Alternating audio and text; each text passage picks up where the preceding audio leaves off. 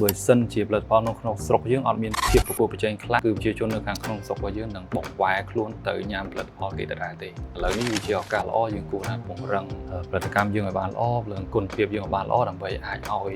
chơi chôn nơi nông sọc dương còn miền tùng nục chất lừa lật phao dương nơi nông sọc ការពីវីដេអូមុនបងជួងបានបកស្រាយពីការប្រើប្រាស់ស្ករត្នោតខ្មែរដើម្បីបង្កើតជាភេសជ្ជៈប្រចាំហាងរបស់ Brown ក្រៅពីស្ករត្នោតខ្មែរខេត្តកំពង់ស្ពឺ Brown ក៏បានប្រើប្រាស់ផលិតផលក្នុងស្រុកជាច្រើនទៀតមកច្នៃចេញជាភេសជ្ជៈសម្រាប់បងក្នុងនោះមានដូចជាទុរេនពីខេត្តកំពតនិងខេត្តកំពង់ចាមប៊ឺពីខេត្តមណ្ឌលគិរីក្រូចវល់មកពីខេត្តមណ្ឌលគិរីហើយថ្មីនេះ Brown ក៏ទើបតែចេញភេសជ្ជៈថ្មីពីរមុខទៀតដោយច្នៃចេញពីផលិតផលប្រចាំខេត្តបាត់ដំបងនោះគឺដូងខ្ទិះដែលស្គាល់ថាជាដូងដែលថ្លៃជាងគេបំផុតនៅកម្ពុជា ក្នុងនាម Brown ជាយេហៅគុណខ្មែរតើបងគិតថា Brown បានរួមចំណែកអីគេខ្លះដើម្បីធ្វើជាគំរូសម្រាប់ក្មេងៗជំនាន់ក្រោយអ្វីដែលជាទូនីតិជាអាជីវកម្មមួយដែលបង្កើតឡើងនៅក្នុងស្រុកខ្មែរខ្ញុំគិតថាយើងទាំងអស់គ្នារួមចំណែកមួយដើម្បីធ្វើជាគំរូឲ្យក្មេងជំនាន់ក្រោយឬអ្នកដែលគាត់ចង់ចាប់ផ្ដើមអាជីវកម្មខ្លួនឯងដែរហ្នឹងគឺគាត់អាចធ្វើឬក៏មើលលើចំណុចណាខ្លះដែលBrownរបស់យើងសប្តាហ៍ថ្ងៃហ្នឹងអាចធ្វើបានល្អដោយសារយើងជាផលិតផលក្នុងស្រុកស្រាប់អញ្ចឹងគ្រឿងផ្សំនៅក្នុងស្រុកគឺយើងតែងតែផ្ដល់ឱកាសចូលរួមជាមួយនឹងគ្រប់គ្រងគាត់រហូតដើម្បីឲ្យគាត់ពង្រឹងខ្លួនឯងបាននឹងអាចធ្វើការគ្រប់គ្រងបានដើម្បីក្លាយទៅជាផលិតផលក្នុងស្រុកមួយទៀតដែលអាចគ្រប់គ្រងដល់អាជីវកម្មក្នុងស្រុកឬអាជីវកម្មរបស់ខាងបរទេសបានដែរតើតោះមួយនឹងការប្រើប្រាស់ផលិតផលក្នុងស្រុកតើបងក៏ថានៅពេលដែល brand ខ្មែរយើងបានប្រើប្រាស់ផលិតផលក្នុងស្រុកហ្នឹងអាចជាធ្វើឲ្យ brand យើងខុសគ្នាប្លែកមួយខ្លះពី international brand ដែរខ្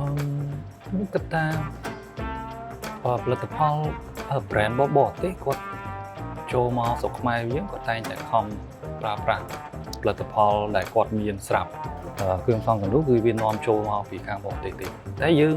ប្រហែលជាគាត់អត់មានភាពបត់បែនច្រើនអញ្ចឹងគាត់អត់អាចប្រើផលិតផលក្នុងស្រុកបានទេឬក៏ការកំណត់របស់គម្រោងអាជីវកម្មគាត់គឺអត់អាចប្រើបាន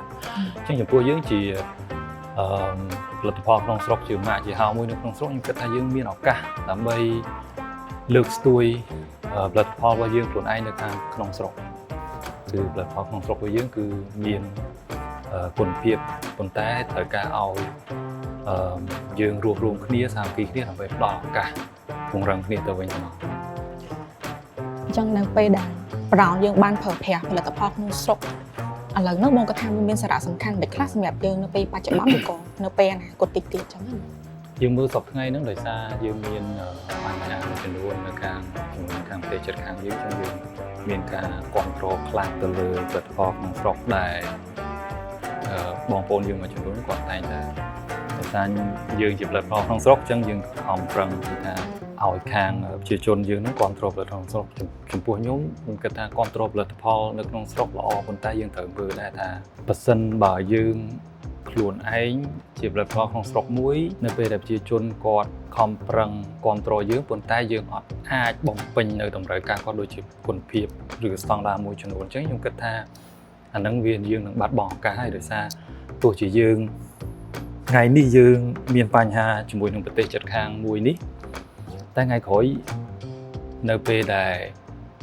មានផលិតផលផ្សេងពីប្រទេសផ្សេងទៀតដូចប្រទេសម៉ាឡេប្រទេសសិង្ហបុរីនាំចូលមកខាងស្រុករបស់យើងហ្នឹងបើសិនជាផលិតផលនៅក្នុងស្រុកយើងអត់មានភាពប្រកួតប្រជែងខ្លាំងគឺប្រជាជននៅខាងក្នុងស្រុករបស់យើងនឹងបកវ៉ែខ្លួនទៅញ៉ាំផលិតផលគេដដែលទេអញ្ចឹងចំពោះខ្ញុំគិតថាយើងឥឡូវនេះវាជាឱកាសល្អយើងគួរតែពង្រឹងផលិតកម្មយើងឲ្យបានល្អលើគុណភាពយើងឲ្យបានល្អដើម្បីអាចឲ្យប្រជាជននៅក្នុងស្រុកយើងគាត់មានទំនុកចិត្តលើផលិតផលយើងនៅក្នុងស្រុកចង់សួរបងថាតើបងក៏ថាផលិតផលក្នុងស្រុករបស់យើងសប្តាហ៍ថ្ងៃហ្នឹងអាចប្រកួតប្រជែងជាមួយនឹងផលិតផលនាំចូលបានដែរអត់តាមរយៈគុណភាពនិងភាពច្នៃប្រឌិតខ្ញុំគិតថាពេលយើងចង់បានអត់វាអាស្រ័យខ្ញុំគិតថាកត្តាគុណភាពជាមួយនឹងភាពច្នៃប្រឌិតគឺជាកត្តាចម្បងហើយអញ្ចឹងមុននឹងយើងចង់ទៅប្រកួតប្រជែងជាមួយនឹងគូប្រកួតប្រជែងយើងគួរសួរខ្លួនឯងវិញថាតើជាគោលដៅរបស់យើងចង់ប្រកួតជាមួយគូប្រកួតប្រជែងយើងឬក៏យើងចង់បំពេញតម្រូវការអតិថិជនអញ្ចឹងខ្ញុំគិតថាការបំពេញតម្រូវការអតិថិជនឬស្គាល់ច្បាស់ទៅលើអតិថិជនជាគោលដៅចម្បងរបស់យើងគុណភាពជាមួយនឹងភាពច្នៃប្រឌិតខ្ញុំគិតថានៅក្នុងសម័យកាលនេះពីកត្តាហ្នឹងគឺសំខាន់ណាស់អញ្ចឹងវាអាស្រ័យដែរថាតើយើងអាច ស្គាល់ខាងអតិថិជនយើងច្បាស់ហើយតមកចាំយើងគិតថាតើគុណភាពបែបណាឬក៏ភាពច្នៃប្រឌិតរបៀបណាដែលយើងចង់យកទៅតម្រូវការឲ្យតម្រូវទៅនឹងគោលដៅនៃអតិថិជនរបស់ខ្ញុំអញ្ចឹងចំពោះខ្ញុំផ្ដោតទៅលើគូប្រកួតប្រជែងវាមិនមែនជាចំណុចសំខាន់សម្រាប់យើងចាប់ដើមអាជីវកម្ម អញ្ចឹងសំណួរខ្ញុំអស់ហើយប៉ុន្តែពួកបងមានសំណួរអីសម្រាប់សួរបងឈួងអត់